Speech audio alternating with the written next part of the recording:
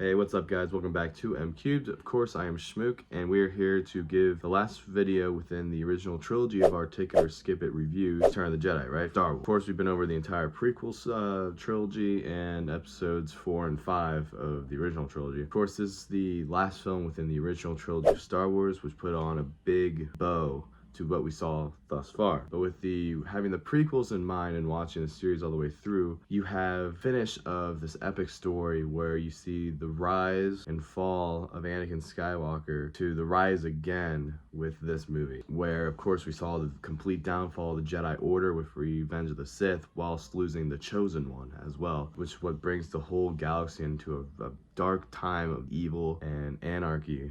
Well, order to an extent, but just under bad/false pretenses with the Emperor, right? Who we've only seen a little bit thus far within the original trilogy. But this is the movie where he's like on the screen, he's doing whatever he can to turn the son of Anakin Skywalker, which he knows is very possible since he has the blood of Anakin Skywalker running through his veins. But we see this movie open up with seeing Luke as a complete Jedi now trying to save his friend Han Solo. He comes in with an incredible plan to save him from Jabba the Hutt when he is frozen in carbonite at the end of Empire, right? Awesome sequence. It feels like two different movies, like with the whole Tatooine sequence feels like its own thing. It's like a fun little side quest. But then you get to the main objective where it's like, okay, we have to take down this new Death Star, and Luke wants to be a part of that, but also has to confront his father. And we learn that through Yoda on his death. We lose Yoda, which is, of course, is a very sad moment, but he lived a long life, and he knew with his death, the last of the Jedi Luke would be. So it's up to him to try to save this galaxy, right? And,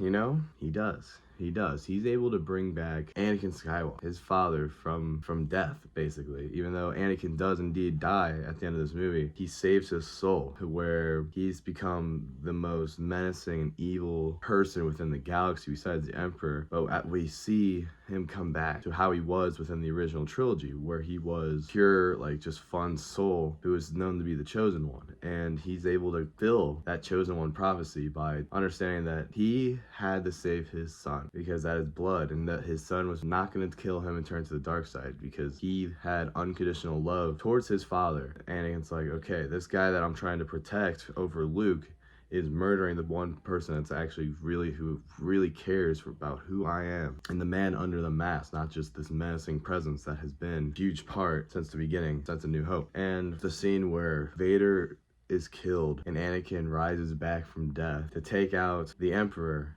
is one of the most beautiful things. It's a true moment of sacrifice, which is the ultimate form of love, and Anakin's able to do that to save his son and in turn save the entire galaxy. And it's truly one of the most beautiful things to me. Just the whole ending of this movie, I think, is one of the best endings of anything in any movie of all time. The only one that comes to mind I think might be better is Return of the King, which is Lord of the Rings. This one is just, it puts a bow on the entire franchise to me, where I don't think it's necessary to have sequels after this. I could see it as like this was a 1 through 6 story, and it's Anakin's story, right?